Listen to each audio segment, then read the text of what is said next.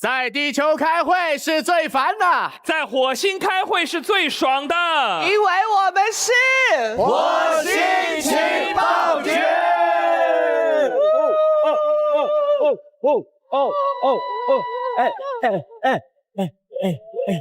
谢谢，感谢地球友好单位优酷的大力支持。本节目由地球当红炸子鸡、火星特工都爱吃的中国华莱士独家冠名播出。谢谢中国华莱士。本节目由妈妈特工特安心守护宝贝超能力的999小儿感冒药联合赞助播出。哇！哎呀，哎，刘维坐下去了。上一期他好像是在这边。对，戚薇不在，然后他来当了副局长。戚薇一回来 ，JT 科一回来的时候，他就马上下去了，再也上不来了。好惨哦你！别这么说，哎呦，还改字儿了呢。哎，戚薇哥为什么上一期没来呀？上一期没来是因为我去地球完成秘密任务了。明明在巴黎时装周。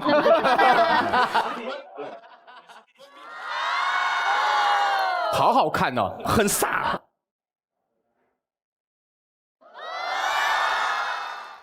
因为上次缺席会议，确实我要带来我一点歉意，所以说今天带了一点点小小的礼物送给大家。所有的观众都有，是不是？是。哇，好大方，好大方。我可以啊，但是今天我现场啊，我带来了给这个几位副局长的小礼物，以及给我代班的伟伟的小礼物。不是，那这个环节这尴不尴尬？我们干什么呢？我们尴尬，我们都空的。戚薇为自己的缺席给大家致歉，结果得罪更多人。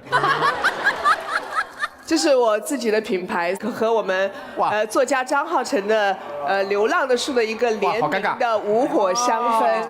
啊，打广告，优酷广告部吗？广告部，广告部赶快介入！谢谢。以后你不来的时候，我会专门给你送礼物的。哦，是吗 ？JK 哥，人家的离开，对吧？是有道理的，是网上看得到的。请问您是为何？您呢？2期不在啊？我实在没有道理，我真是不应该走。但是我感觉到体力有点支撑。录一期就不行了，当时啊，您现在录一期节目要休息大概3个月左右。不是，我告诉你啊。我已经录了40多年的节目了，你还真别说，我一想我在台上肯定游刃自如啊，放光彩。结果没想到我上来以后，基本上不让我说话。哎呀，怎么会呢？没有的事儿，是薛之谦，都怪薛之谦。怎么可能会这样？这种抢着说话，我根本适应不了啊。还有一个，我说给大家讲个故事，说扑通一下，他跑到这儿站出来了，对不对？还有獒犬，你马上你就趴在地下。哎，大家说让大家说，一个人讲故事了，2个人躺在地下，你怎么讲？听到没？所以我今天已经准备好了。我换了一双鞋。哦，踢踏舞的鞋。我今天一会儿也要蹦，太棒了！哇！但是有一点，哎，您说，蹦出毛病来，把我搀走。不然一切平安了，JK 哥。再次欢迎 JK 哥回归。是的，我也准备了几本书。哇 ，JK 哥也要给我们送。自我调侃。谢谢 JK 哥。上面写着“幽默是男人成熟的象征”。还有 JK 哥的自画像。开玩笑，现在要到那个旧书店和二手书店去买，因为它是2000年出的。哇！等一下，这本书是23年以前的包装，现在还这么完整，这么好吗？是。那您当年的书也卖得太差了吧？就是啊。薛之谦，大胆。但是我跟大家说，不是开玩笑哦，这本书哦，你们知道 JK 科的那个书法是在网上非常厉害，他一笔就很贵哦。哎，浅哥在网上搜了一下哦，搜到各种同款了，9块钱一本，有7块2的，有44块。你们都给我闭嘴！你给我闭嘴！都是二，没礼貌，快回去！都是假的，都是假的。你们懂什么叫礼轻情意重吗？ JK 哥送这样一本书送给各位高级特工，告诉大家他只能自我调侃，你们不要再调侃他了，是不是？你看我一句话都没说，人怎么能没有朋友呢？真的是，我一定回去好好拜读，一定要好好拜读。那除了 JK 哥和戚薇归位之外呢，我们还有一些新朋友已经加入我们的会议，有请3位飞行特工登场。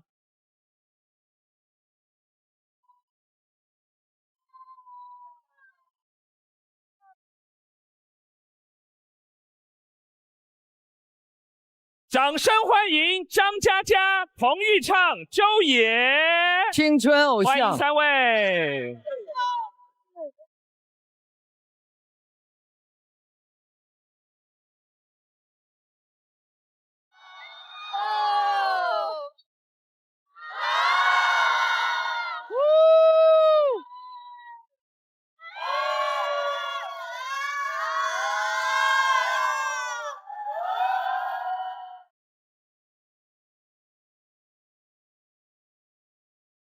3位，你们先跟大家打个招呼好不好？好，大家好，我是一个写小说的人，我叫张嘉佳。哇，这个名字震耳欲聋了。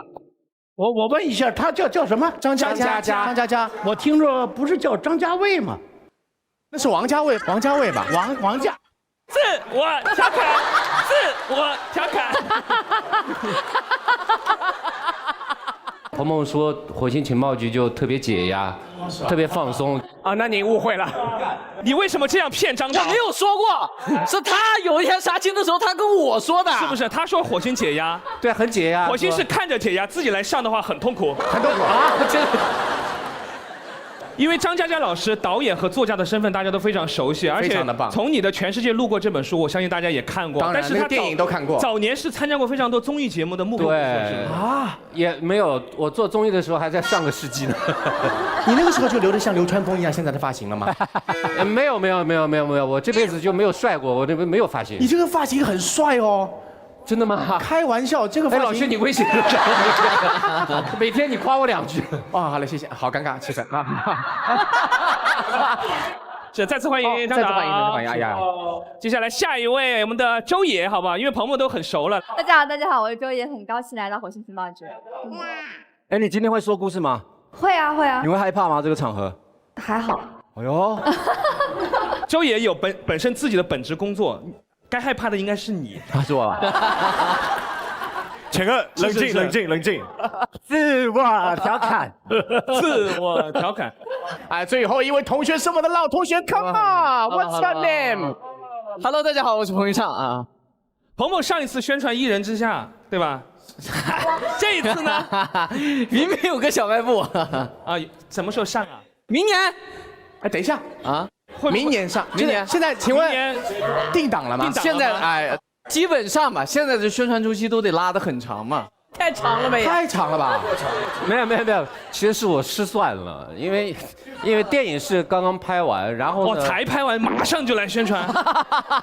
我时间算错了。时间算错什么意思？对，因为拍完之后呢，有一道那个后期的工序，我一定要做，但那个工序要8个月时间。对，所以结果一算，哎，我们不在宣传期啊。对然后结果呢，已经跟节目组已经定好了要来了。明年的夏天，大家一定要去支持《云边有个小卖部》这部电影。哦。是了，哎呀，除了欢迎来团建的3位呢，还要介绍我们今天的终极特工了。哎，陈子明同学在哪里 ？Hello。哎呀，好帅哦！哇，这个也好帅哦。这个是我塞过来的人啊？为什么？梁迪关系户。哎呀，厉害了！给你5秒钟讲个笑话，3、2、1，走。垃圾坐下。好，谢谢。好笑。太难了吧这里。接下来呢是李艺珍，你好，哎。Hello，大家好。李艺珍上次这么垮，凭什么这次还来？因为我要挽回局面。我以为说，因为我要更垮。来，王雅佳同学在哪里？欢迎。Hello， 你是从哪里来的？我从家里来的。从家里来的，凭什么来？凭什么来？因为想来听故事。哦，想来听故事，你今天不讲是不是？他认识华莱士的人，他认识。他认识华莱士的人，请坐，欢迎。告诉3位终极特工同学们，咱们这节目还是比较残酷的，因为呢，一旦你表现得不好，可能下一期就来不了了。所以希望大家好好努力啊，好好努力。哎，是了，加油加油！所以还是要提醒一下大家，我们笑点记录员还是会全程记录各位特工的表现，根据特工贡献的笑点数量，评选出每一期的王牌特工。当然，我们的终极特工也有机会晋级高级特工。那今天要介绍我们新晋的笑点记录员代表。周星驰先生御用女演员4大美女中的2位，美娥姐和彩香姐，欢迎2位。美娥姐是我们火星的老朋友了，好久不见，美娥姐。大家好，我是张美娥。被派出杀手，把目标人物给杀死。你嘴巴有泡沫跑出来！我可能搞错了。哎，你知道吗？美娥姐多好笑吗？刚一上说，哎，美娥姐好久不见，都说是啊是啊，我还没死。美娥姐真会自我调侃。旁边这位是她的好姐妹彩香姐。大家好，我是演员徐彩香，今天和大家在一起，挺开心的。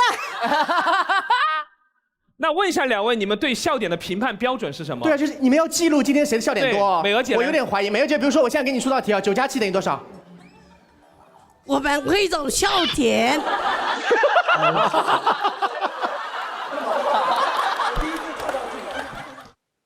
我们会总笑点。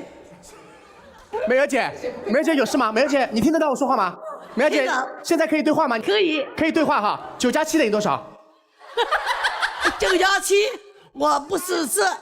不是，这个也，这个也，而且这是数学，这是实数，这是数学，数学不行，我算不出。不是，那你怎么记笑点呢？我很怀疑。最简单的来说，就是从哈哈、哈哈哈、哈哈哈哈3个方面来评论大家。现在就从你们的故事里面，赶紧的让大家哈哈起来吧。赶紧的！哎，谢谢2位姐姐，谢谢2位姐姐。那个睡吧，睡吧，真的，谢谢2位姐姐，让我们的开场变得这么的久，太棒了！哎呀，真的是。好的，那今天的第一个题由我们的傅首尔带来。我发现，地球人总是遭遇不能承受的信任。是吗？因为在生活中，我们都是被信任的人，同时我们也不希望辜负别人的信任。当信任恰恰好的时候啊，它是一份礼物。你会感受到哇，这个人好相信我，我好荣幸。如果这份信任超出了你的承受范围，它就会变成一种压力。对。那我要跟大家分享我小时候的一件事情啊，就是我妈妈她总觉得我没有米也能做出饭啊。就是我小的时候呢，我也是就是那个，你也是什么？乱了，他有点。我也是那个什么，他也是王牌特工。不是，我有点想成为一个艺术家，就是画画。哦哟，我觉得画画呢一定要拥有画笔，那个彩笔。废话。有毛病。所以我回家就想让我妈给我买彩笔，她就说，一个真正想成为艺术家的人，没有彩笔也可以画出很好看的画。我跟你说，不用，那个时候谁需要来彩笔？我们小时候如果一旦家长不给买水笔的话，就自己用舌头蘸着那个水在地上画。你知道吗？大家当时买不起笔啊，天天画，我画好就这么练出来的，开玩笑，在走廊上。对，然后呢，我就首尔姐说对。好了，你太乱了，他被我一插乱了，你看插乱了吧？回学校我就把那个，加油！加油！加油！加油！不干了！加油！首尔姐加油！知道我们这节目难的吗？可以，很乱的，真厉害，真厉害！加信念感，加油！干不了了，你别看他，哎，我们都听你说，我们都坐在这，我们都听你讲。听妈妈讲那过去的事情。好，够了，停3、2、1，开始讲。我就回到学校办我的手抄报。哇，手抄棒！然后呢，因为我的字写得很漂亮，漂亮，所以这个手抄报呢，虽然没有彩笔，但我觉得办得也很好。也很好。但是回到家以后，我妈说，你的手抄报为什么没拿你们班第1名？为什么没拿？因为我说我的手抄报是黑白的。我妈说为什么你的手抄报是黑白的？哦，我说你问我，因为我没有彩笔。你衣服为什么也是黑白的？对啊。人生为什么也是黑白的？我说到哪里了？我真的被你们搞乱了！不录了，不录了！加油，加油，加油，加油，加油！总之，我发现地球人总是遭受不能承受的信任，比如现在。你看一下我们嘛，我们很信任你的故事，很好笑。你跟大家讲故事又不敢看大家，你好坏，你好烦人，你好烦人，他要疯了。好了好了好了，现场的朋友们，刚才这个生动的景象就是告诉我，一个人在这个地方讲故事是多么的难，确实很难。欢迎来到火星情报局。哎呀，说到信任，确实，今天要在火星情报局向我的爸爸妈妈也坦白一件事情。什么事情？我骗了他们20多年。爸爸妈妈，其实我的成绩很垃圾。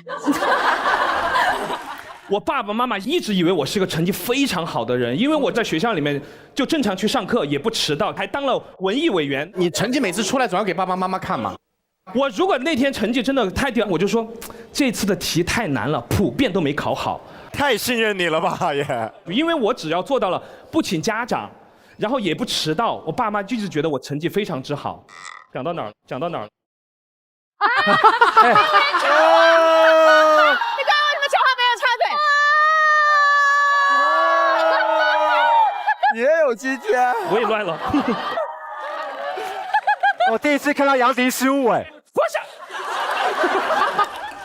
好喜欢看杨迪失误。太难了。但是直到高考那一天，我真的终于穿帮了，因为我考完数学那一刻，我发现那些题我真的一道题都不会做。我中午回家门一开，我直接扑到我们家沙发上大哭，我不参加高考了，我不参加高考了，我一道题都没做出来，在家里面大哭。我妈开始安抚我，她那一刻才发现她的儿子成绩非常之差。我妈就说：“杨迪没得事，都已经这么多年了，就算最后考个中专都把你弄了去，就是你高考一定要坚持完，不然的话你没有办法。”我那天中午就开始看我有可能未来会读的学校，不知道你们有没有看到过故事会后面有2个学校可以选啊，一个叫五月花计算机专科院校，有印象有印象，还有个学校跟美娥姐家非常近，叫横店影视什么那个什么演员培训。我当时在想这2个学校我当哪个呢？后来我决定考那个五月花计算机专科学校，因为它有一句话写的是开学就送计算机。我当时想的是，哎，我就考这个学校，开学第一天我还拿计算机，学费好像也不是很贵，但是我还是坚持把那个高考拿下了。我们那年艺术院收分线不是特别高，我算是提前批。我们那个学校是四川师范大学后面的2级学院嘛，所以我的那个通知书是四川师范大学的通知书，只有6个人是提前批，第一个中山大学谁谁谁，第2个四川师范大学杨迪。我妈脸都笑烂了。所以我妈又忘了我是个成绩很差的人。我会告诉大家，学习其实不是唯一的出路，但是你学习对你的人生还是有帮助的，就是前提是你去喜欢什么东西，你去钻研它。比如说我上大学之后，我学的是编导嘛，所以我学习了很多那种编导的知识，后来录节目其实觉得也派上用场了。总而言之，可能大家会觉得自己学习很差，人生好像就没有出路了，不是的，有五月花计算机专科院校和横店这样的学校都在等着你们。总而言之就是这么个事情。爸爸妈妈，我的成绩其实一直不是很好。迪哥今天不容易，虽然不好笑，但是很励志，是不是？励志的故事。我很少见他第一趴已经满头大汗。那彭昱畅，你直接接一下嘛，看看你今天好不好笑嘛？我今天我觉得有迪哥这样，我好不好笑不重要了呀。哎呀，好，来嘛，听听看你的。是这样的，我小的时候很相信我的爸爸妈妈。哦，哎呦。啊，跟我反着来。今天是爸爸妈妈专场。哎，爸爸妈妈专场。我现在其实也很相信，但是我小时候呢，盲目的相信。当我有审美的时候，我就喜欢留长头发。哦，有多长大概？就遮住眼睛。哦，就留。然后后面呢，学校就不让进，然后我妈妈就说：“我今天带你去剪个碎发。”然后呢，我就说我不去吧，我妈妈说你得去，你相信我，绝对不会剪得很短。然后我就去了，然后我就坐到了理发店，我妈妈跟那个理发师使了个眼色，理发师二话不说，拿着推子就噗，直接给我剃平头，直接头都掉地上。再生一个，再生。我当时我就哭了，我如此信任我的爸爸妈妈，结果没想到他们居然让我剃平头，圈套。我怎么第二天去学校见人？抢过来推子把妈妈也推平头，一起来全家互推，下辈子见。你推我推你全家。哎呀！然后我就剃嘛，一边剃我就一边在那里哭。后面剃的差不多了，我觉得也不能再丑了，我就说我要走了。然后我一个人就回家，一个人回家。一开门，我家里是鞋柜嘛，然后有个镜子，看到镜子里面的自己，我梆一拳就打过去了。啊！镜子碎了吗？对，碎了。啊，现在伤痕还在啊？在哪里？这里。哇，你何必敲的这个叫？在哪里啊？哪里伤的？哦，看到了，哎，很重哦，它确实很重，一个疤很深的。后面打完之后我很慌，首先是流血了，第二个是我爸爸妈妈回来揍我，他们也梆一下打过来，然后我就把门反锁了。后面我爸爸看的那个玻璃碎了之后，砰！哎呦喂，等一下，踢镜子是吧？踢我的门啊！对不起砰进来打我，然后结果爸爸一进来你是这样的，爸爸。对，我爸爸刚要这样，然后我爸爸别碰我，我就这样给我爸爸看，我爸爸停住了，我妈妈这个时候进来，啪，然后就混合双打，我就站在床上左躲一下右躲一下，是这样。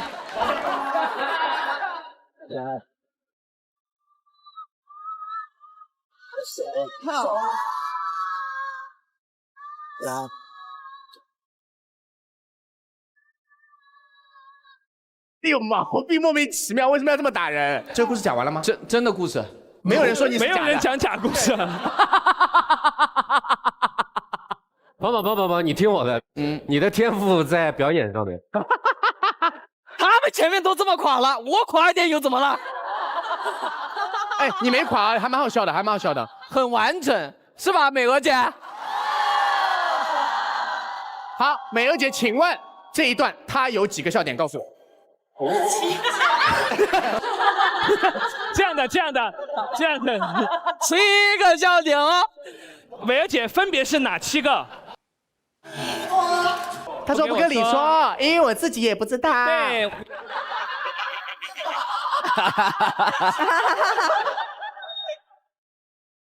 刚才大家都讲了一下跟父母的这个信任，我要讲一个跟我的好兄弟的信任。读书的时候，我们学校有一个特别大的 bug， 就是卫生间没有门啊，那个时候只有2堵墙。哦，我知道了，那时候是这样的，男厕所都是一条沟，然后一个个都是排队这样上厕所。是。我们当时有一堵一堵的墙，就是只是有一堵很矮的墙。那你学校条件已经很好了，我们没有的。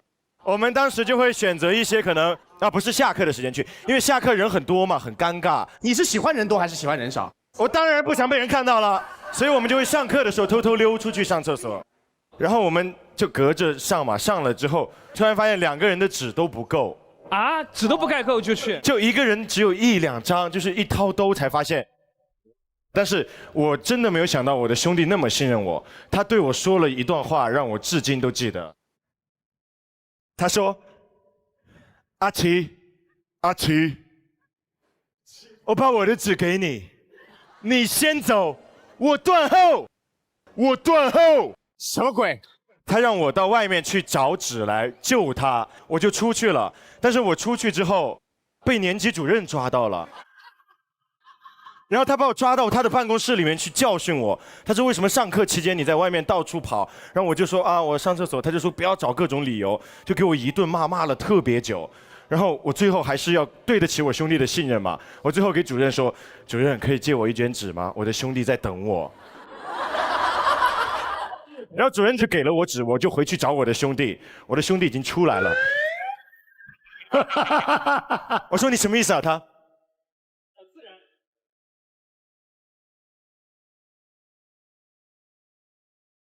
这是还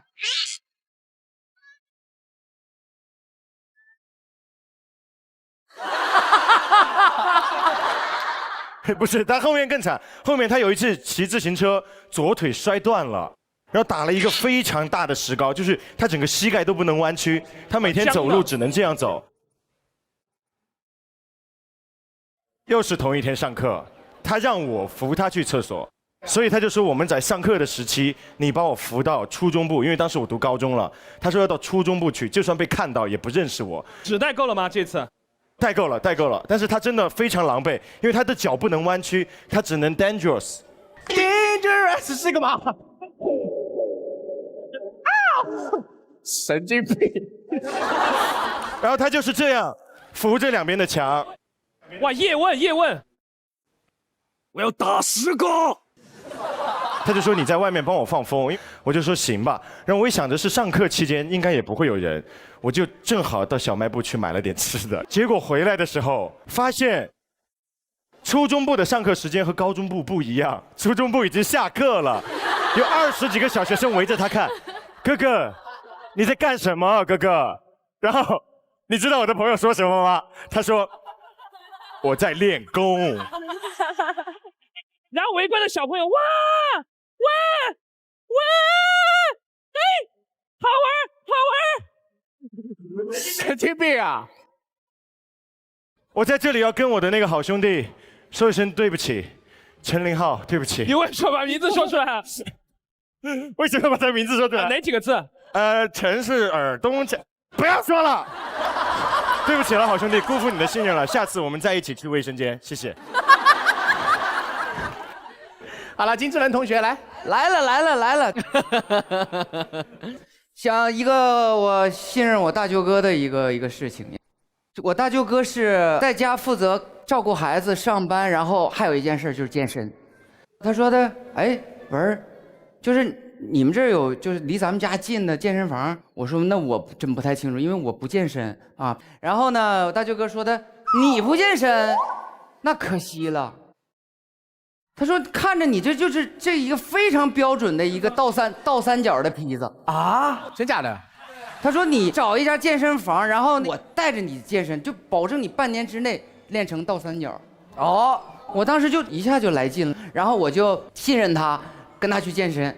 你练得很猛，差不多3个月左右吧。我有一天在那个健身房练的时候，然后就过来了3个人，然后过来之后就说：“哎，你教的也不对。”你很多姿势也不标准，我大舅哥这就绷不住了。你们咋就知道不对呢？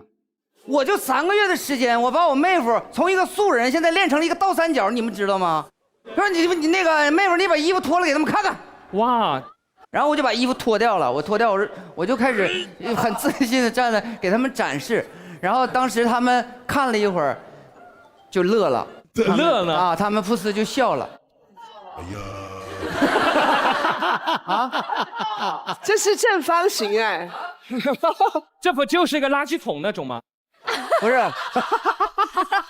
导演组能找到张嘉佳健身的照片吗？马上找出来，真的得找正规教练，他找的正规教练就挺好。哇！佳佳，这是你的吗？这是你的是我最近吗？对啊。哇，这个还练得好哦。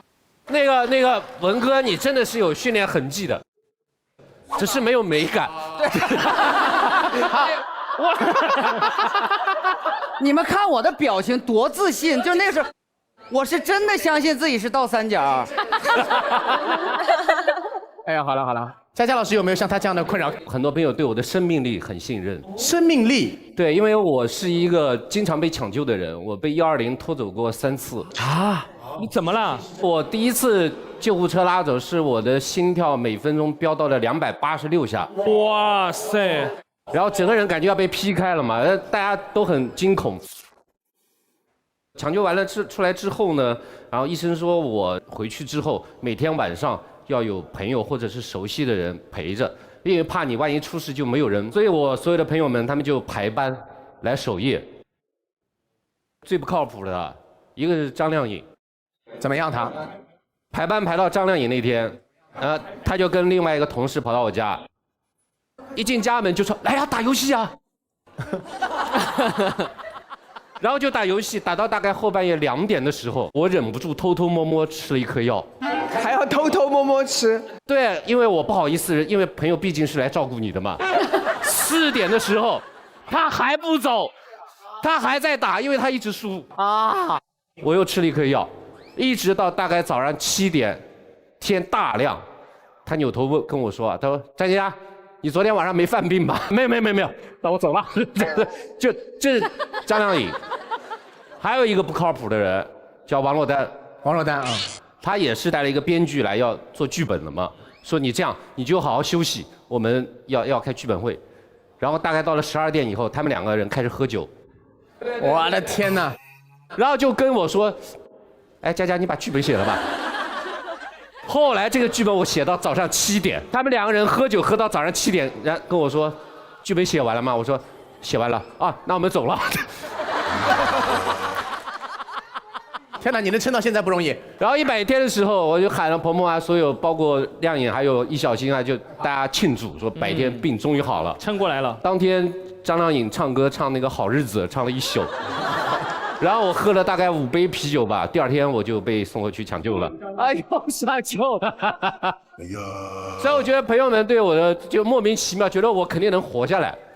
我觉得这点已经挺重要的了。那是你自己对自己的信任。所以到后来，我就跟所有的有困扰或者生病的人朋友，我都跟他们讲：如果你生病，第一你要好好吃药，第二就算是抑郁症患者，你要做一个快乐的抑郁症患者。我就这么跟他们讲，然后我自己也到现在，医生跟我说你有抑郁症，我说我没有；你有焦虑症，我没有。我就是靠这样就把自己坚持的活了下来，然后朋友们对我的信任度也就很高，觉得张佳你一定能活下来。包括这次拍电影戏的时候，拍戏也是，所有人都不相信我能把戏拍完啊。觉得你中途会退缩还是？因为我只要在我拍戏之前，我如果坐在一个地方坐超过4个小时或者6个小时，就会焦虑嘛。啊，是吗？对。我们大概要录那么长，8个小时。待会儿把张靓颖叫过来。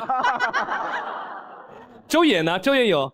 但是我们拍戏的时候，我跟鹏鹏也特别信任导演嘛。因为我记得有一天拍戏的时候，导演不是一个人躺在小卖部楼下的房间吗？啊，又躺着的。他躺着，然后一个监视器在那里，没人管他，我们在上面演戏。那个监视器是监视他自己的生命特征的吗？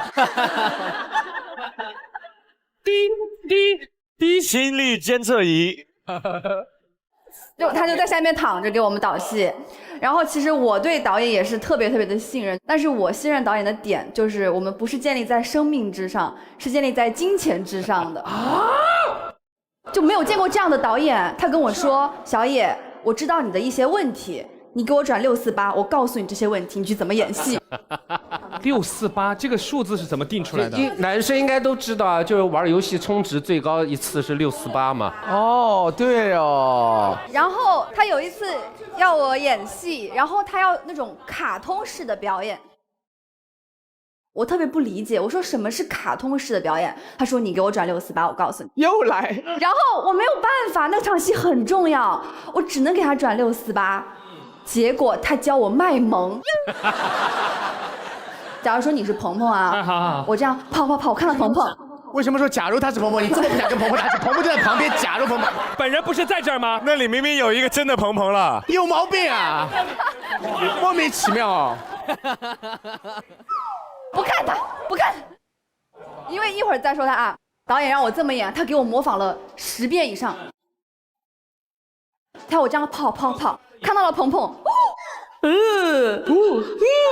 当时演完，我整个人都不好了，然后就给他转了648之后，我们剧组就整个剧组都变了，就知道你容易被骗648哈。然后就是说摄影老师斌哥就说小野，你给我转648，我给你多一个镜头。然后林儿老师说小野，你给我转648，我给你多剪1帧。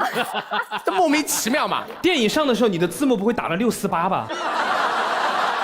演员表648。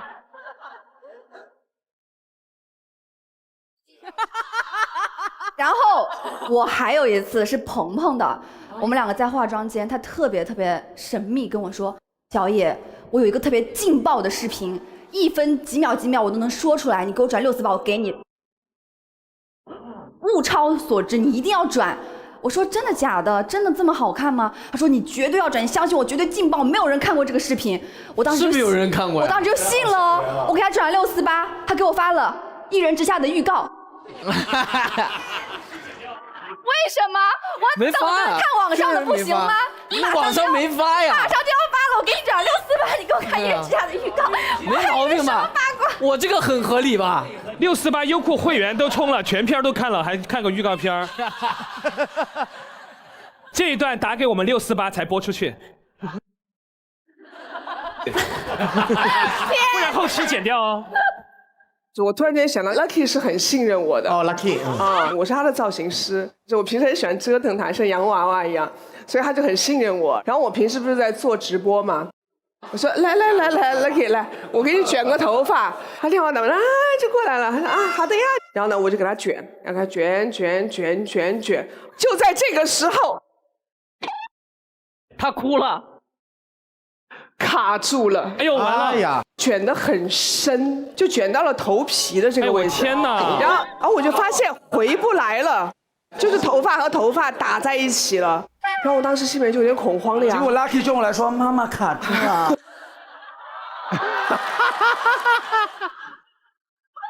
妈妈，我有点看不见了。妈妈，我信任你，妈妈。刘维来演一个，越扯头发眼睛越提。我说没关系 ，Lucky， 我说你等一下，慢慢的就取下来，很快的，然后弄，然后我就自己开始有点慌了。我当时已经取了差不多20-30分钟了，我就开始嘴里面嘟嘟囔囔，我说妈啊，你说妈妈怎么了？妈妈怎么了？妈妈是可以把它弄下来的，你放心。哇 ，Lucky 20多分钟这样子，已经抽了吧？他已经有点。然后说妈妈能弄，我说能弄。还发脾气，他一下，因为我可能自己着急了啊，然后他一下就不说话了，然后就等着我弄。我一把那放下之后，我就拿了把剪刀，真的假的？真的，就拿把剪刀。Lucky 回去就把自己的小金子给拽了，回去就刀王。哎 ，Lucky 是又这样。然后我就拿把剪刀，然后我说。是可以下来的，但是要用剪的。然后我就把它剪了啊，有一块秃掉了。我剪的那一刹那，我觉得我剪的不是他的头发，我剪的是他的信任。哦，他整个人就有一点不信任你了。对，而且我现在回想起他，我都觉得特别不好意思，就是特别抱歉。然后我要在这里跟 Lucky 说一句对不起啊，辜负了你对妈妈的信任。哎呀，好难过。现在他编头发手速极快，然后我每次说，哎 ，Lucky 来，妈妈帮你弄下头发，他就说，哎，妈妈，你看我，很快，然后边说边退，说你看，我好了，爸爸，我去上学了，我走了，拜拜。完全失去了信任。我现在碰他头发我都很小心了，我很害怕，真的。所以妈妈们也要注意啊，这些东西真的小朋友会留下阴影的。是的。到我了哦，玩哥站起来了。今天站起来腿有点软，确实软。那我离着远点，别带到我。要是就是谈起信任的话呢，其实我觉得这个信任作为一个爸爸呢，我的信任就是等会儿咱。文哥，你少看屏幕，不然又得补。作为信任的话，我们只是不想跟你挂边的嘛，因为挂着你，咱们不要带上我们不想作为你的背景。玩哥，你要不就直接补。你讲，哎，作为信任的话，我跟你讲，谁在金志文后面谁最倒霉，他补的东西太多了，都会带到我们。哎，不闹了，我这个故事背了好几天了啊，我保证一次过，一次过啊，不能卡壳。3、2、1，上！加油！说起信任的话呢，其实我觉得这个信任作为一个爸爸呢，就是最难信任的就是我闺女未来的这个男朋友。如果你说我闺女未来找了男朋友像张延齐这样，我就觉得不靠谱。为什么？不是，凭什么？人家不是蛮好的吗？太帅了。哦，太帅了，长得太危险了。找敖犬这样的，棒。岁数太大了。我俩还论哥们儿呢，我姑娘跟她的男朋友不合适，不合适。不是，哎，这忍不了，太过分了，这个。我突然胃难受了一下。完了，这段好多人要补录，全带进来了，谁也跑不掉。所以我真心的担心啊，如果说未来我姑娘找的那小子啊，我姑娘真是说，完了，这能不补吗？对不起，其实我是很有自信，肯定不用补，我才上你们那儿去的。其实呢，那个我为我姑娘未来找那小子，我不信任他。你说我姑娘如果真的是饿了啊，未来他能给她做饭吗？我姑娘要是冷了，他能给她穿暖吗？啊，能给她买好衣服、新衣服吗？对不对？应该能，应该能。所以这段写的这块写的不太好，不真实啊！要不要你真的就直接补？我们先录，不能补，坚决不补，坚决不补。很难不补。到关键时刻了，这块我就是你们哪儿我都不去了啊！你说我姑娘如果感冒了，他们能给她温暖的陪伴吗？他们什么他们啊？他们。不，他们的不。爸爸，这是我男朋友。楼上的下来，来跟我爸爸打招呼。爸爸，我男朋友都来了，报数。1、2、3，叫爸。不是，这你们插的啊，你们插。好，关键时刻，我女儿要是感冒了，她能在她身边给她温暖的陪伴吗？不能，她不能。我女儿怕黑，怎么还有一个呢？我女儿怕黑了，她会去哄她睡觉吗？谁加的？啥时候加的？没告诉我呢。怕黑，他是不是有病？不是，他还对话。谁怎么讲故事有毛病啊？不是，没有，之前没有那段啊。玩哥，你这一段播的时候又是那种我女儿，然后从中间全是跳针又跳针，他们然后他爸爸2个3个3，你全是碎的，又是这种，根本用不了。哎，要不是我跳着讲吧，啊，我你自己跳讲，我们只想叫你讲故事，就这样了半个小时，莫名其妙。我平时工作那么忙，然后孩子都是我媳妇儿管。求求你了，能不能行了，文哥？错了，我错我就怕你别搞了，真那不补也行。你有毛病啊！来，我们重新来哈。回来，文哥回来，文哥回来。求你了，文哥！哎，等，文哥疯了，都过去了啊！重新讲，开始，重新讲。没有，从女儿那儿啊，我平时工作那么忙，孩子们都是我媳妇儿管，孩子们，走了，不录了，没办法，要带到，走。我飞机到了，我先走了。走了，不录了，没办法。破罐破摔，哎，咋地啊？孩子都是我媳妇儿管，等孩子长大了又找个男朋友没时间陪了，必须啊，我多抽时间陪孩子，我就自告奋勇。我跟我媳妇说，我说老婆你出去旅几天游，多出去玩几天，让我和我姑娘有独处的时间。然后发现我老婆出门这几天，好像感觉她就更不放心了的样子，然后天天给我们打电话发视频，然后呢还往家邮快递。有一天我一拆快递，我说这不是小儿感冒药吗？我说他媳妇儿你这有必要吗？咱们姑娘还没感冒呢，你邮什么小儿感冒药啊？我媳妇说：“你当我没看着啊？我发视频的时候，你让姑娘光着脚在地下噔跑。她说的，你就在家多备一点让妈妈放心的儿童感冒药，你就让我省点心吧。谢谢大家。”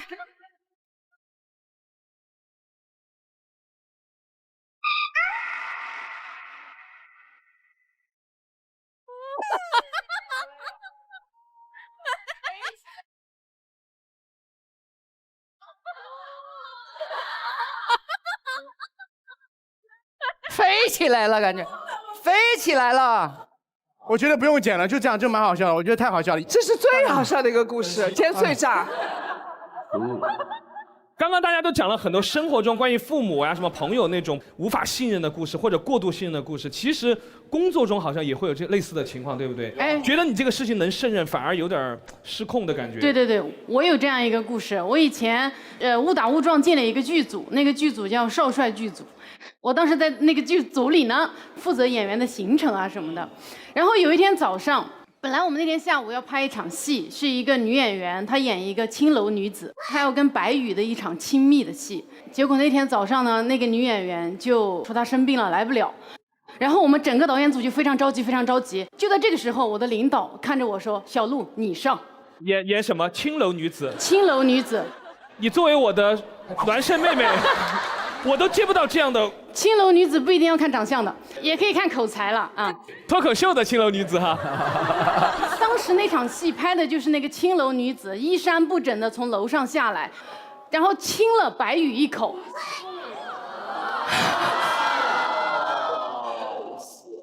亲完之后呢，白宇给了他一个大洋啊，然后他就妖娆的走掉了啊。然后你开始改戏不够。但是我当时一件青楼女子的衣服都穿不进去，所有旗袍啊，我穿上之后呢，就根本扣不上。然后真的急得不行的时候，我的领导跟我说：“哎呀，扣不上就算了，就披着吧，反正也是演这个青楼女子。”于是我当时真的就穿着那个旗袍，从那个楼上一遍一遍的下来，一遍一遍的去亲白宇。拍了几条啊？10多条，10多条。那挣了10多块大洋啊，那是。哎呀，这个事情不得不说啊，过去10年了，每次想起来，我的嘴角还会露出微笑啊。青楼女子下来了。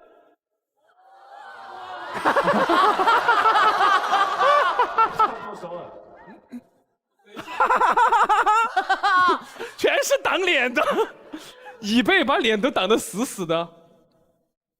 这音乐合理吗？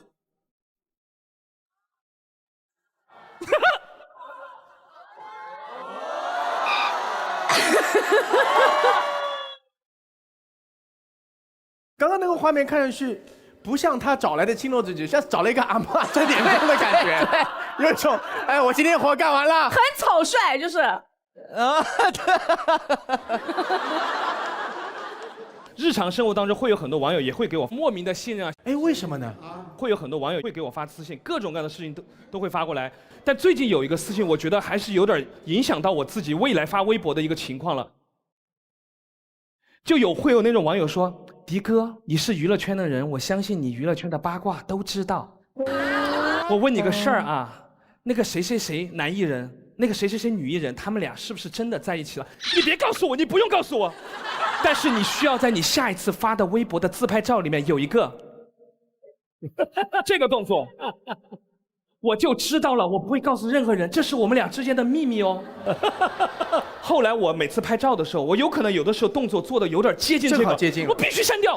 我说，我怕他把这个截图说，我就告诉他这个男人女人在一起了啊，要命！所以你后来做的动作越来越少了，我动作越来越怪。但你知道确实是最多的。我相对了，呸！我们吃着吃着饭，聊着聊着，他就哎，我跟你说啊。带到了，就你。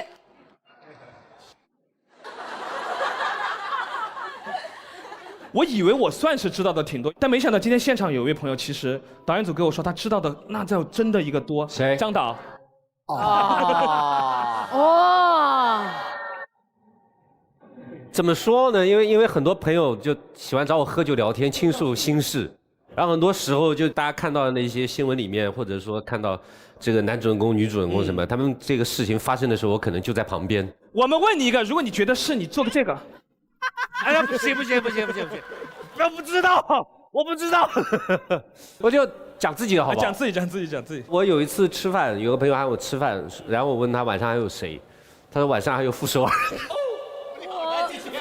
讲半天是傅首尔的事儿，我就跟朋友讲，我说，哎，傅首尔我很喜欢，那喊上我一起，因为那时候看节目就很喜欢傅首尔，这全世界怎么有这么好笑的中年妇女？心情越来越差了，笑不出来。傅首尔这个赞美太独特了，真的。然后傅首尔突然冒出来一句：“我在微博上面发过私信给你。”啊，真的假的？真的。然后我就打开那个私信，发现是2013年的时候，傅首尔就发过祝你生日快乐。他很早就在网上写小说，我那时候觉得这个人太有才华了。其实是文化人之间的惺惺相惜。首尔姐，你其实欣赏很多优秀的人，其实你是群发的，是不是？群发生日快乐有点难吧？我连续10年发生日快乐。那时候呢，我也是在一个公司上班，然后每天呢就是匆匆忙忙的去工作什么的。他每年在生日的时候会写一段小文章，对吧？我就是会在他每年生日的时候读他那个文章，读到泪流满面。哇！然后我就会觉得这个人好有才华，他写的东西好纯净。后来我那个朋友约我跟他去喝酒，第一次见面那次，我那天盛装打扮我进去了，因为你知道要见一个你很喜欢的一个偶像嘛，算是一个。我这个话都没跟别人讲过，我当天晚上回去大哭一场。啊，真的吗？为什么？为什么？太失望了，太失望了。然后我就跟我朋友说，张嘉佳好俗哦，张嘉佳好俗哦。啊 ？What's wrong？ 就是那种10几年前的那种，然后你就会幻想，就是你明白吗？我懂。但是你在现实中，一个朋友约你进去以后，他正在吃龙虾，然后喝酒，然后大俗人一个。幻想中的一个偶像走入现实了。明白。你说什么我都接受。但是呢，云边那个有个小卖部是一本非常好看的书。谢谢。我希望这个电影跟那本书一样好，真的，我非常喜欢。我去拍这个电影就是希望不要辜负任何读者。还是要帮首尔姐说一下，她是真的喜欢谁就会特别欣赏谁，会有一些自己非常主动的行为，因为她曾经还跟踪过薛之谦。那不是主动跟，那是默默的，就是默默的才叫跟踪啊。07年啊，07年。07年你跟踪我？快讲一讲。07年的时候，那时候他才知道。然后我有一天看到你戴一个发带。哦，那个年代就他特别爱戴发带，那个头发那样，我说薛之谦，然后我就一直跟在他后面走了2条街。所以他去了哪里？他就是沿着那个苏州河一直走，然后跳进去了。他走路的姿势非常忧伤，看他在河边非常忧伤，非常忧伤，非常忧伤，非常忧伤。从背后抱住他。Impossible！ 怎么可能？我叫傅首尔。有毛病啊！你是怎么跟着的？傅首尔，你往前走。3、2、1。太近了吧？是这样吗？没有，不是这样，不是很远。你还要转身，这个叫尾随了。你还要转身，你看不见他。OK。哎，怎么总感觉有东西跟着我呢？好恐怖啊！被发现了，好恐怖啊！首尔姐确实爱人。好的，这个提案已经结束了，接下来请全场特工进行表决。如果大家觉得这个提案有共鸣的话，我们就拍桌支持。那么，请表决。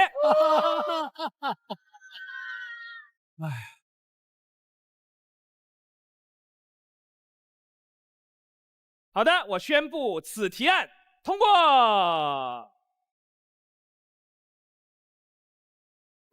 提案是谁来提呢？同学们，谁主动请缨？我来。哇！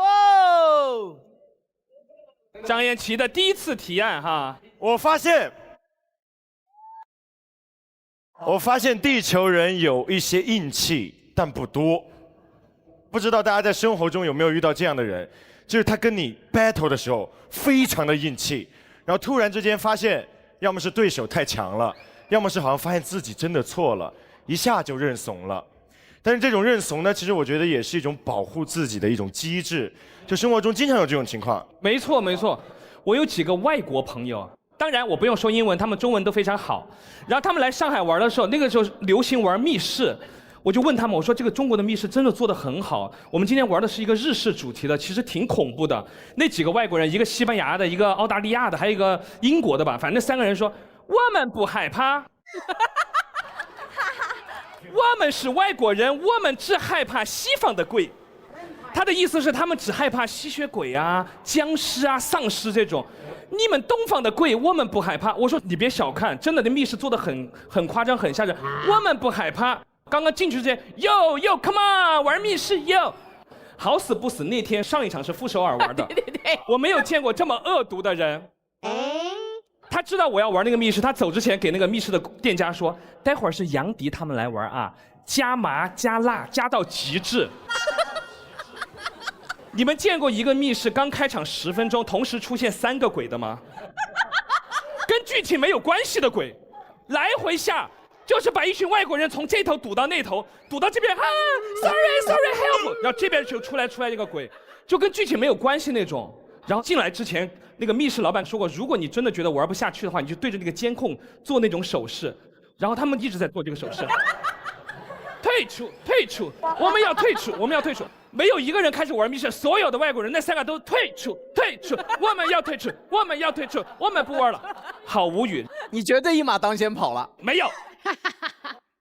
我是那第4个退出，我普通话更标准，我来喊退出。店家我不知道为什么那种情况之下都知道大家很害怕，他们还要这样。你们确定要退出吗？请你不要用这样的口音说话。外国人还在跟店家吵架，那是我人生唯一一次玩密室中途就退场了。就是因为傅首尔加麻加辣，再加上外国人他们说不害怕东方的鬼，结果吓得要命。最气呢是那3个外国人一到了酒吧里面 ，I'm a single lady， 还是这儿好玩。我后来为了看你们玩的怎么样，我就加他微信，因为我要关注你玩的动态。然后我刚走没多久，我说怎么样？他们有没有被吓到？杨迪什么表现？然后店家说他们已经走了。我要讲的是一个实际情况，它不是一个好笑的故事。先给自己打预防针。今天的都不好笑，你放心讲。文儿哥，有你跟首尔姐第一趴，我已经很放心了。但我确实是一个真实的故事。谁的是假的？你怎么每次都要先声明是一个真实的故事？是这样的，我跟张嘉佳在拍《云边小卖部》的时候，我跟他有一次大吵一架。为什么？他让你打钱你不打648，因为一张照片。然后那天我们俩就在那，我就在那坐着，我不要这张照片。他说你先放了我到时候剪掉。不行，不能要。他说你先放到这儿，我到时候剪掉。我说就不行，我说就拿走。你的意思是那张照片要放到那个剧组拍？不是，要放到剧情里面。那是一场戏。当然是一场戏了。你要跟迪哥又不是没拍过戏啊，是一场戏，我听懂了，谢谢周也啊。我原来拍戏，确实就因为那张照片，张嘉佳跟我发了他人生中最大的一次火，他说你爱不演，不演走。这就很大的火了，那不叫骂，好温柔啊！冷暴力对我来说是最可怕的。冷暴力，我心里想，我就愣在当场，我就坐在那，他就走了。然后我又想，难道真的是我有问题吗？但是我绝对是站在所有的读者这边的。哦，这个音响老师，你从来没有跟过这么准啊！因为鹏鹏对我来讲的话，我一直把他当成自己的亲弟弟的，然后所有的其他工作人员就来提醒我说，要不要安抚一下鹏鹏？我说不用。然后最后只有监制一个人来了，他越不来安抚你，你越生气。然后他们问我拍不拍，我就很硬气，我说了一句，我说导演都这么说了，我说那我走了。然后后面我就回到车上，还在生气，我还在气，一拳打碎车里的玻璃。那倒没有，我成熟了，但我依然在那里哭了，骂哭了。怎么会男生吵架会哭呢？情绪，所以适合做演员嘛，情绪好。性感不是感性。然后后面晚上回去嘛，我就给他发了一个消息，我说你还好吗？你输了，输得非常彻底。第二天呢，我们制片人就请我们所有人吃饭嘛。后面我问他的是你哭了吗？你觉得都会哭哈？两个人情绪上来，我觉得他也是个很细腻的人，应该他伤害了我，他也不好意思。朋友问你哭了吗？你回的是什么？这有什么好哭的？我现在在回想起来啊，我一直在那哭，他好像在那笑。周爷有没有？你和孟子义有没有那种很硬气，有点什么小矛盾，最后又认怂的那种？我跟孟姐大家都知道，就是孟子义把我哄睡着，下楼去打麻将的事儿啊。有人问过你这方面的问题吗？就是我真的不知道，他真的瞒了我快1年。他用什么招？你快把这个喝下去。他就是说啊，我好困啊，我要睡了，他就先睡了。我说啊，那我也睡了。结果我不知道他打了1宿的麻将。你不会打麻将是吗？我会打，但是我很累，我不想打，我要睡觉，我就是喜欢早睡。后来我真的是在网上看到这件事哦，然后孟子义就飞来找我，飞来找你，就为了这件事情？没有，来我们剧组客串的。对，我还以为他来找我，原来他来客串的。把自己渲染得很重要。你怎么还杜撰故事呢？人家是来客串的。他被他讲的好像专门找他一样。他说：“妹妹，我今天就来找你，今天要把你哄睡着，我再出去玩。”就还有一次也是打麻将，就是刚好跟剧组有关。我第2天要去见张嘉佳，就是要去面试嘛，我就说我要上楼准备一下，我要想想明天我要见他我要说什么。上楼准备你家住在3楼上啊？没有，我住他家那个时候。啊？住谁家啊？住孟姐家。啊！吓坏了！你要是打，我背上的汗都出来了。没有，我说我要去准备一下，我说我不能跟你们打那么久麻将。孟子义说不行，我们现在3缺1，你必须要打麻将。然后我就说你就跟他们打吧，我不管你了。然后我就上楼了。我上楼之后我就睡觉，睡到3点钟我醒来。凌晨3点还是下午3点？凌晨3点，他们还在打哦，打到3点，我再一睡觉9点钟醒来，孟子义终于躺在我旁边了。然后就是因为我那天没有跟孟子义打麻将，所以去见了张嘉佳，我才能就是参演《云边》这个这么优秀的剧组。对，所以我们要感谢孟子义啊。周也继续拍戏，你继续打吧。除了这个朋友之外，还有没有什么跟家人的硬气？跟家人的我有，我觉得跟家人的硬气呢，一定都会发生在青春期。哎，肯定是。这个故事呢，是发生在我10岁的那个冬天，有点早了一点点。好了，那13吧，好不好？13岁的那年，是不是你的真实故事啊？真的。OK， 我的青春期，我是活到现在才明白，我跟我爸的人物关系是父子关系。到现在才明白，全哥。我上次有说嘛，我跟我爸比较陌生一点，就是话讲的特别少，回来都不认识。叔叔，你找谁？太陌生了吧也？没有这么陌生啊。我爸妈在我就是小时候特别的忙碌，我就每天去那个游戏厅打拳皇，没人管你。结果有一天，我爸就去游戏厅啊，他就开一个门缝，从那门口去看我，带到了，但他没有进来带我，没有带你，他让我继续打，他不带我，他回家了，我就一直打，打到了晚上，我一开那个门啊，我看到那个画面哦，就这样，他就 M 字腿。你爸这样蹲在家里？哇，而且晚上他还打了一盏台灯。你去哪？就这么凶。你爸刚刚说那句话需要字幕，说的什么？你去哪？就这样子，他就想要看我会不会说实话，结果我就说我去同学家写作业啦。你也这样说话？哇，他火了，你知道吗？然后我爸是那个跆拳带黑道3段，跆拳带黑道。好累啊，今天。然后我亲眼看到他拿了一个那个枕头，然后他就做了一个中段的鞭腿。天哪，你爸跟拳皇里面一样。那个枕头我现在印象深刻哦，直接就是我直接退后了7步，1、2、3、4、5、6、7。哇，你家好大哦！天哪，发大招了你爸！我也火，我也义气也来了。爸，你哪都可以打，你就别打我的脸。我那时候10岁就意识到我将来要靠脸吃饭了。好笑，这个好笑。你的第一个语言梗。他说：“你个不良少年，以后呢你就天天去打电玩，没前途。”好，我就是不良少年，那我今天就离家出走。好啊，你要走可以，你全身上下都是我买的，脱掉再走。啊，好喜欢哦！我就脱了啊，脱光，哇！我真的脱光了，看着我爸。爸，你全身上下也是妈妈买的，你也给我脱光，脱就脱。你不是他爸。倒三角，倒三角，你们就想象啊。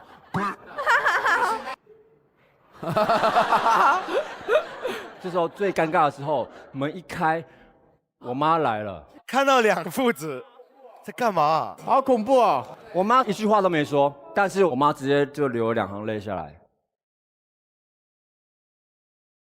她觉得你们两父子有必要吵成这样吗？大家一家人嘛。你确定妈妈哭了是因为妈妈是觉得辣眼睛。咦，你这样神经病，妈妈可能觉得有毛病啊。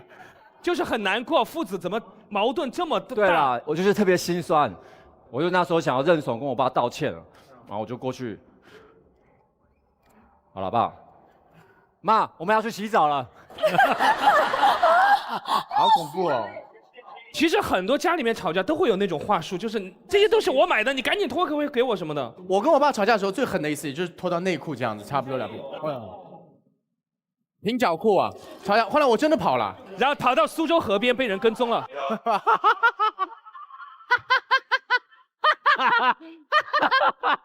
忧伤的原因找到了。那天是不是平角裤？我有病啊！大半夜穿平角裤在苏州河边。听了敖犬的故事，我发现天底下的爸爸带娃真的都是一样的，总能带出一种孩子不是亲生的感觉。除了李承铉，谢谢雪儿姐。那我比较不能接受的一个就是大冬天脱光了衣服这件事，不会想到妈妈有多担心吗？妈妈进来的时候流泪了，是怕你们感冒。这个时候妈妈要做的就是家里常备小儿感冒药。当男人之间的这种幼稚行为再出现时，能及时守护宝贝的超能力，让每一个妈妈都安心。对，好理。七哥呢？七哥身边有没有那种硬气但不多的人？这个事情呢，又是发生在我家里面，是这样。我们刚刚在一起说，炫哥他很喜欢打游戏哦，那但是我不会，但我觉得我可以学嘛。刚开始学嘛，你本来掌握的就不好，所以你就会老是往里面冲，我就老是被点死，老是就送人头。他还边上念你，就说你进去马上就死啊，你不要再进去。哎呀，我很亲不得人。说姐这，就那种不耐烦的那种声音。我说干嘛啦？我说我更不会打呀，我等慢慢适应嘛，因为我打的差呀，人家队友也会骂你的呀，是吧？你就是什么菜鸟，会不会打？你们送人头什么这那的，那我火气就上来了，又要被队友骂，又要被老公说，然后我就说，我说你在，他说。当下马上又来了一个，我火蹭一下就起来了。我说来，我就把这个游戏退出去，然后长按它，删除。哇！我说我不玩行了吧？但是我们俩就僵住了，谁也不愿意跟谁道歉。但通常出现这样状况的时候，都是炫哥给我道歉，但他呢示弱的方式是千变万化的。哦，我这里收集到了他一个非常经典的认怂方式。是非常私人的一段视频啊，也是我本人躺在床上意外拍到的。炫哥并不知道这件事，快放！妈呀！哦，好用心呐！你在拍视频啊，你在床上躺着，他过来给你道歉？不是，他没有道歉，是这。他是觉得说过来跟我说对不起，我没有必要，这个事情没有很大。然后他想说，那我找一个辙，就逗他开心一下，这事就没了嘛。然后我看他出来，我觉得很好笑，然后我就录下来了。他不知道我在录，所以那个视频的中间他就在说，他说啊，你在录视频啊，然后他就冲进去洗手间了嘛。对，也看不出他是他，没事。我听了七哥讲这话，解了我心中的一个谜啊。什么谜？我回到北京的时候，我爱人问我，哎，你们都有谁啊？我说有薛之谦，有杨迪，他有戚薇。他说啊，你跟戚薇在一起？我说，哎呦，我跟你讲，你知道李承铉对他多好啊！刚才告诉我了，哎呦，那是真是好。我估计我太太大概也希望我像李承铉一样。哎呦，谢谢 JK 嫂的认可，这是很高的荣誉。谢谢 JK 哥 ，JK 嫂。哎呀，好好哦。刚刚讲的都是跟家里人的那种硬气，但是没有多久。我呢，这个是跟外人的一个硬气。我是那个时候是刚来北京，刚来的时候租的那个出租房的时候，我们整个的小区的那个信号就不好哦，因为那个时候的通讯没有现在这么发达，又网络什么微信呐、又 email 什么都能联系上，那个时候就只靠打电话啊。然后你要是信号不好，接不着电话，我那活可能就黄了，对。然后有一天，我就因为没接着电话，我有个活真就黄了。哎呦！这个电话没接起来，电话打过去，人家就找别人了，给我气坏了。我就赶紧打着这个服务站，我说你们什么时候能来解决这个信号问题？我都前后打了3个月了，不下30多次，每次你们都跟我说词都是一样，什么时候能解决这个问题？他说先生，对不起，你那是信号塔的问题啊，整个信号接收站的问题，所以我们要去整个的解决那个信号接收的问题。我说信号站你解决什么时候能解决？你要实在不行，你们那有困难不行的话，我自己花钱解决。你过来人是给我帮我解决。完了那边说的，愣了2秒以后就说：“先生，如果你想自己去做这个基站的话，我现在可以给你转接那个基站服务部。”我当时的那个硬气，我稍微就有点扛不住了，但是他已经给我转接了，我就硬扛。啊。你这还扛？但人家就真的让我赞助。人说的先生你好啊，您是要自己去建基站吗？给架在这儿了。我说我们小区一直信号也不好，我说你们老说实在不行我自己建呗。你有病啊！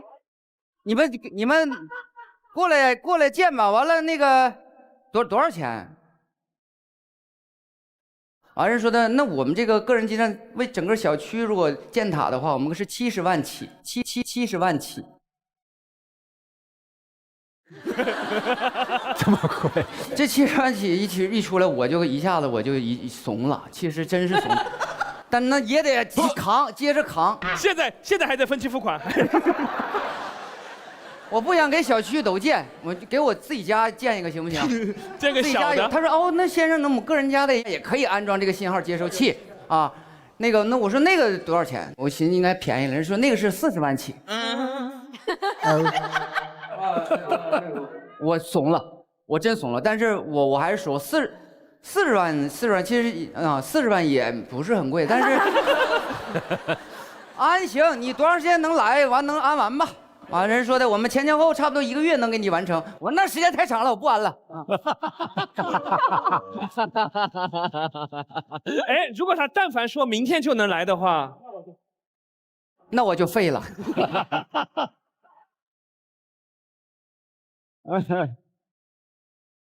你们呢？有没有？我这是一个搬家的故事。去年呢，我租了一个新的那个住的地方。然后有一个大阳台，对面的一排邻居也各有一个大阳台，我就很喜欢那个阳台。我想说，我终于拥有一个自己阳台。然后乔迁第1天呢，我就在阳台上晾裤衩，就是晾内裤。对，别误会啊，别误会，这个是正常的人类晾晒，不是搬家的仪式感啊。人类晾晒，乔迁之喜，大家基本上是请朋友过来吃饭，而不是说走把内衣裤都晒出去。奇怪，好奇怪哦。然后就吸引来一个优雅的邻居，他说：“你好，大姐。”大姐，大家都懂这个称呼，一出来后面所有的内容根本不重要，已经听不进去了。我马上进入状态了。他说：“你怎么在自己的阳台上晾内裤呢？”我说：“不然呢，上你们家晾去吗？”哇！他说。我们这是一个优雅社区，我们都是使用烘干机的，你这样会影响人类观景。我看了一下，我说我家阳台离你家阳台起码70米，哪个正常人类能看这么远？你是不是使用了望远镜？你偷窥我？哇！然后他一下子他就说：“哇你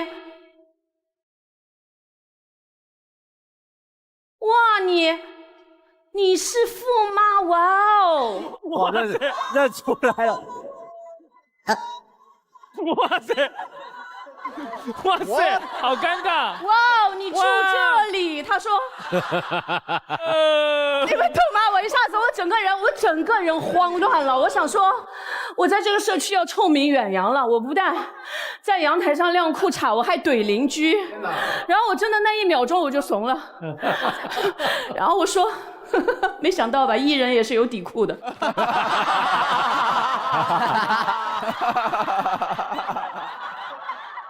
然后我就发微信给杨迪，他因为很不爽被人认出来，然后我说好惨，我再也不是那个维护内心秩序的我了。我说我连裤衩子我都不能晾了。杨迪说你拍给我看一下，我看光天化日适不适合晾。杨迪什么情况？我是跟他开玩笑，我说怎么会自家的区域晾点什么也很正常，除非你那一款太吓人了。张导也有类似的事情吗？我的事情更加特别一点，就是你没有办法判断它到底是属于硬气还是属于怂。2011年的冬天，我那时候女朋友还没有分手，但是那时候的女朋友和另外一个男生在一起了。啊，就是我当时你跟女朋友出轨了？哦，劈腿。你可以这么去说，但是我不好这么说。你干嘛引诱我啊？反正有一些感情上的纠葛。我去超市买东西回来，然后就接到一个电话，电话是一个陌生的号码，然后声音是一个老太太，是我女朋友在一起的那个男生的妈妈啊，讲话很难听，就一直骂人，说你能不能管好你的女人，不要这样缠着我的儿子，你们有你们的生活，我们有我们的生活，你不要搞这样的事情，因为那个男生也有女朋友。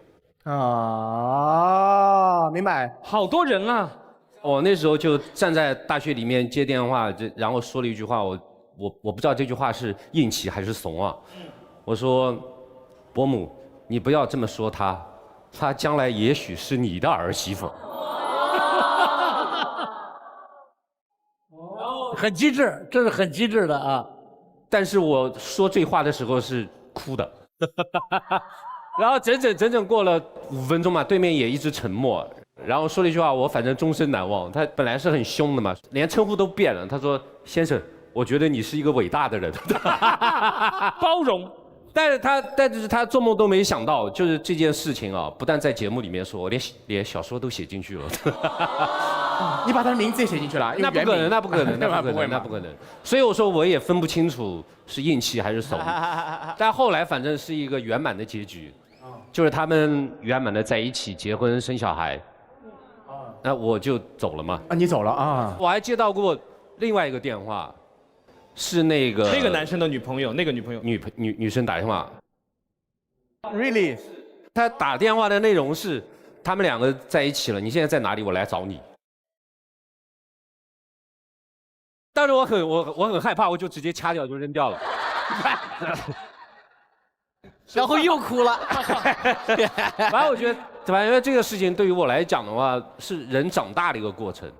就人长大的过程，就是很多伤心的事情，你回头看，你会觉得是个笑话。刚跟大家分享了很多自己或者身边人由硬气转为示弱的特别好笑的故事，说了这么多，相信大家都有些累了。接下来华莱士即将硬气入侵，给大家补充能量。有请我的男团伙伴任超泽跟我一起开启华莱士的广告秀时间。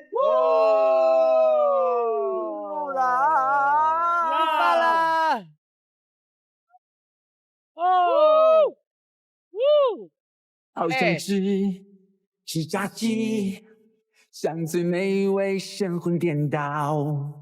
好想吃个大汉堡，欢迎到华莱士。哦，快乐星期五，全鸡配汉堡。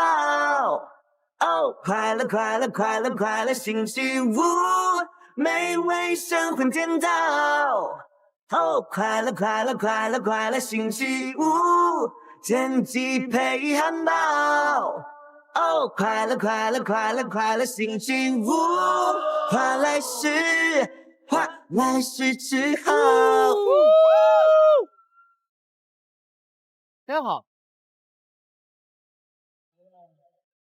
谢谢华莱士。啊，好棒哦，很快乐的一首广告歌。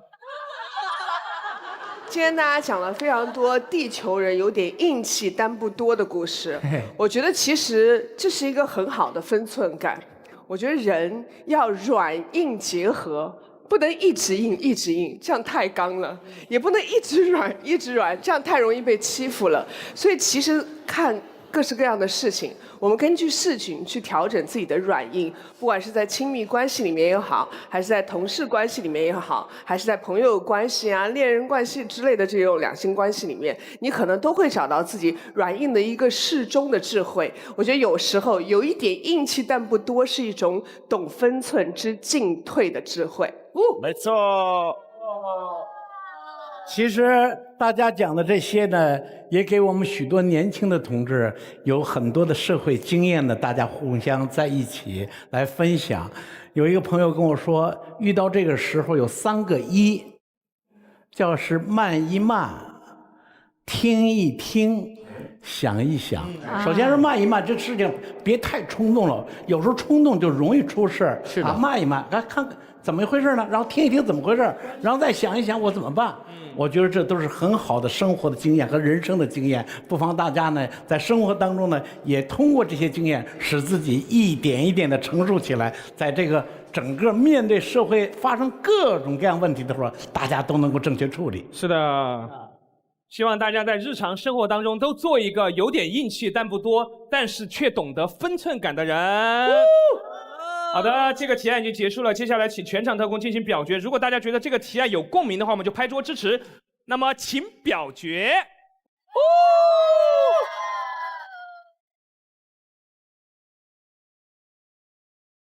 好的，我宣布此提案通过。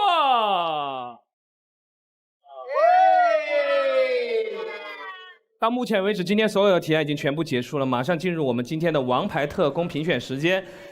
哎，但是我跟你讲啊，今天的王牌特工很特别哦，这个人好像应该没有拿过王牌特工吧？你别这么说，但是好像、是不是？好像是哎，真是。反正我很惊讶。先把前3个都说出来哈。3、2、1，张妍希，请起立。耶！我怎么每次都被提名？啊，金志文起立来。哎，你今天有机会哦。我也是每次都被提名。还有一位是敖犬，请起立。哇，我的妈呀！我跟你讲，张导再多讲几个故事，他都入围了。今天的王牌特工得主是，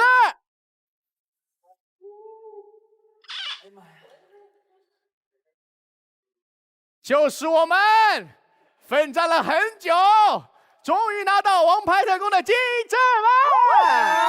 谢谢，谢谢。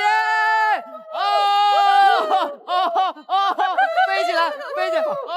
哇，恭喜恭喜！